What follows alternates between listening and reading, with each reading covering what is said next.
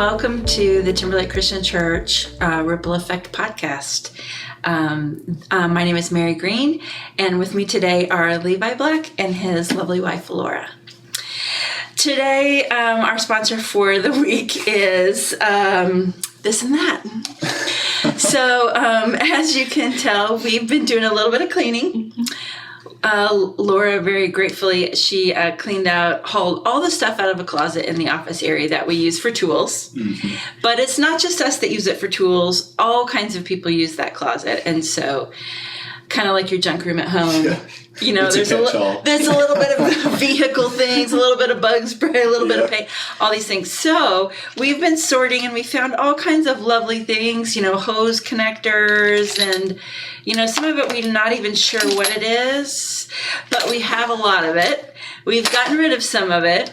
We also have some paint that we're not sure how or when or why it was purchased, but we don't have a need for it. So we have a pile in the lobby. If you want to check out what's there for free, that you're welcome to take home before we dispose of it. But we're trying to get our closets and storage spaces a little tidier. So we've got a little bit of this and a little bit of that, which is probably pretty appropriate because today's podcast will be a little bit of this and a little bit of that. So Sunday, Daniel gave the State of the Church address. Mm-hmm. So anything stick out to you from that? To me, his final main point is what stuck out to me the most. His final point was, are we going to live like the gospel actually matters? Mm. And that really stuck out to me because, I mean, a lot of times we think about, well, like the gospel is the death, burial, resurrection of Jesus, the good news of Jesus Christ. But, and we know that, and we hear the gospel story every Christmas time, everything like that. But to me, it stood out to me because it was, well, will your life actually show that matters in your life? Yeah. Will the gospel make any difference in your life?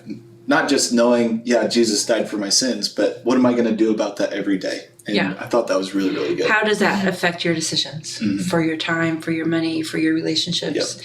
And also that urgency of,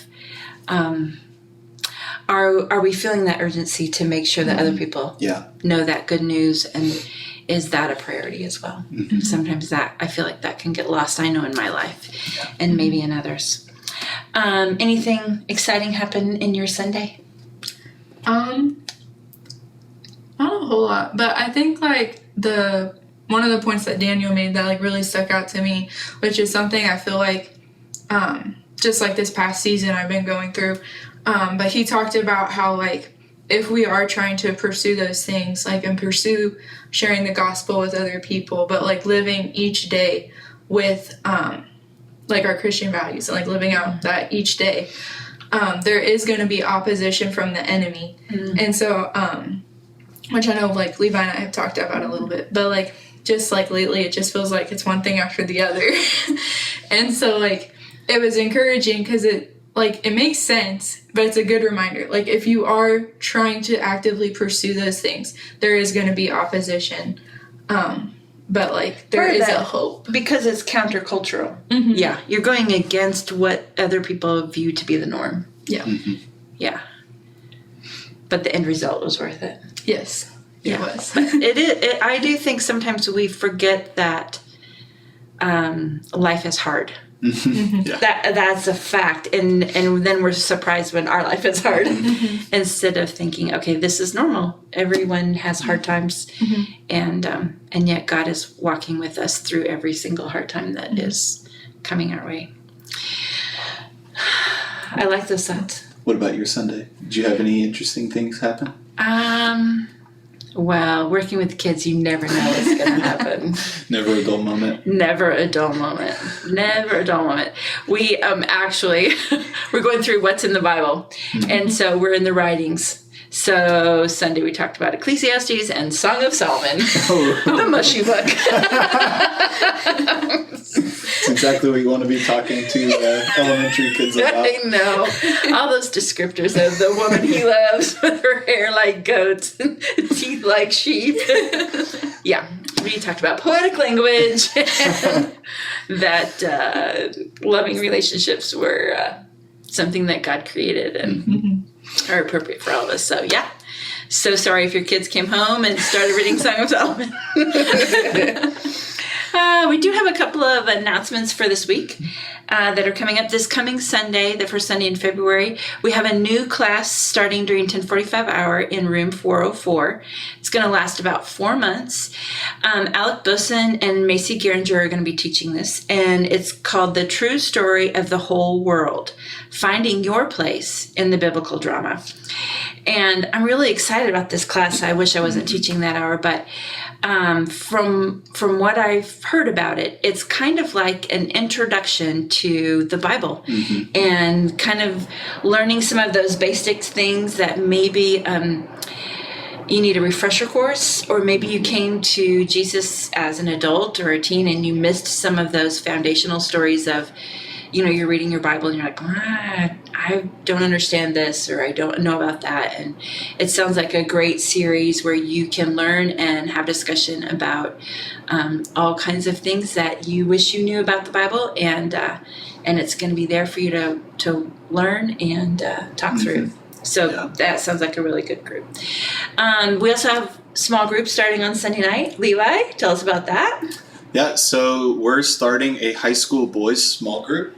So this Sunday will be our first get together. This is something that Rachel and I have been working on for about a year now.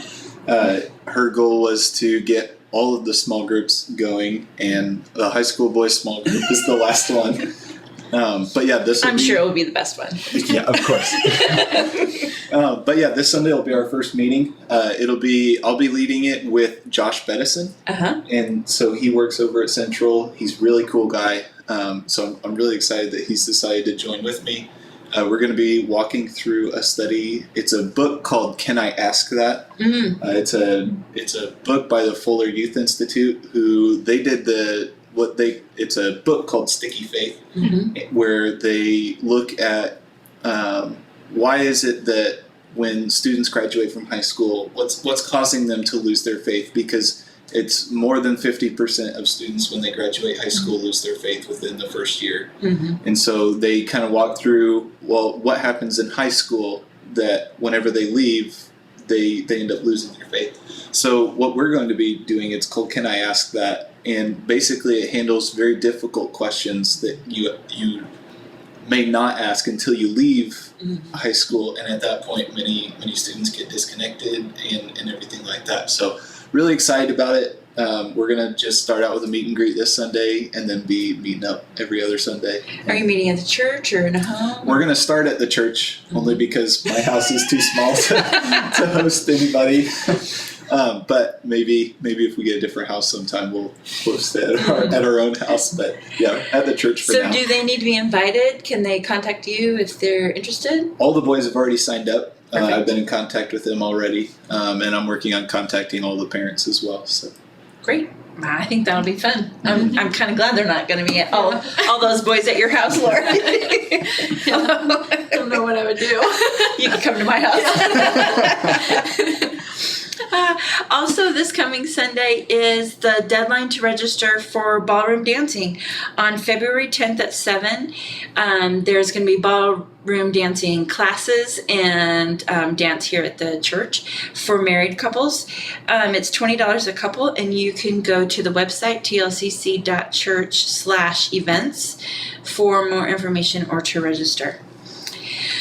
I think that's our announcements, but in case you haven't met Laura, this is Levi's wife, Laura. She's worked with us in children's ministry for quite a while. She's teaching preschool right at the moment, and she helps in elementary classes on Wednesday nights, and I'm so grateful for her. But we also have Laura here because you might have remembered the announcement on Sunday that Dawn is gone for 2 weeks on vacation with Todd, and we knew this was going to happen when Todd retired. He was going to want his wife to join him on adventures, so Laura is filling in for Dawn for the next couple of weeks while she's in the sunshine with Todd. And so we just wanted you to put a face with the name that you may have heard, that this is Laura and she's filling in with her Dawn. So if you call or you stop by,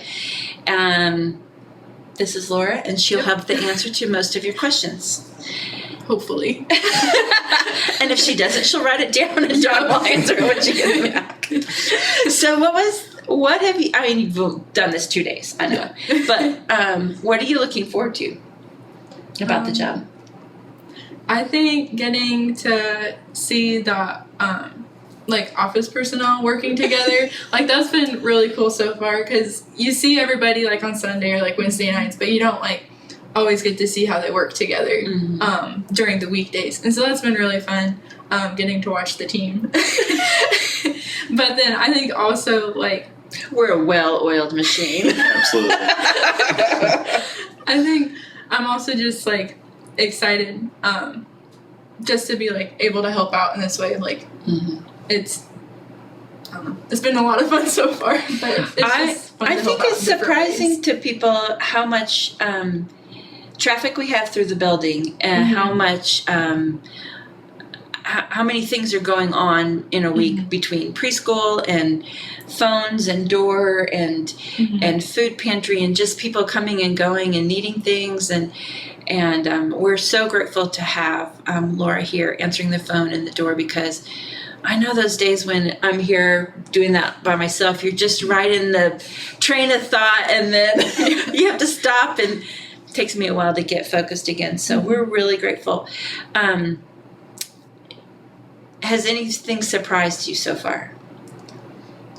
I think, like, I mean, I knew Dawn did a lot, but I think just seeing more of like what she does, like, she really keeps a lot of things going. She does. And like, I already appreciate her, but I have like a whole new appreciation, I feel like, for her, because she's an amazing lady and she really does do a lot. She really does. I know people think we're joking when we say Dawn keeps us all functioning, but we're serious in that she knows where things are, and she keeps things on track, and she reminds us of what needs to happen next. And yeah, she does. She does a little bit of a lot of things, scheduling and finances, and being the go-to person for people who call with doctrinal questions or food pantry questions or all kinds of things. So we are so grateful for her, and we're so grateful for you stepping in to take care of her. I hope that we're not a burden for you these next couple of weeks. We'll see if she agrees to do it again. So, but we are grateful that Dawn has this chance to go with Todd and to enjoy retirement with him, because they've both worked really hard and they deserve to have some fun. We just have one thing to share with you as the closing and the blessing for this week. And I was reading this morning's passage in our one-year Bible that the kids are doing this year of reading through the New Testament. And today we're in Matthew 20. And the first part of the story is, you'll probably remember it, when the disciples were saying, who gets to sit on your right hand and your left hand? And, they were looking for prestige and power and a feeling of importance of being on his side by being his number one, number two go-to people. And I loved how Jesus wrapped up that scene. And because, of course, as soon as the other 10 disciples hear that, they're like, what? and here's how Jesus wraps up that scene. And he says, you know that the rulers in this world lord it over their people, and officials flaunt their authority over those under them. But among you, it will be different. Whoever wants to be a leader among you must be your servant, and whoever wants to be the first among you must become your slave. For even the Son of Man came not to be served, but to serve others, and to give his life as a ransom for many. And I love that reminder that Jesus is saying, wait, I am God's son, but I came to serve, not be served. And I came to give my life as a ransom for others. And I feel like it goes back to that point you were saying that Daniel said in the State of the Church address about, the focus, the purpose. What are you living for? What are you remembering? And here Jesus is saying, it's not about me. It's not about the position I hold. It's not about the rank that I have. It's not about the fact that I'm the creator of the world. It's about the fact that I came to give my life for others and to serve others. And we're different than other leaders of other countries, of other kingdoms. We are to be servants. And so whether it's Laura filling in for Dawn, or it's us teaching on Sundays, or whatever it is, our job is to serve other people. And sometimes we forget that, and I forget that, and I think it's about me, and my priorities are most important. And I love those reminders that says it's not about me. It's about what I can do for God by helping other people and serving other people.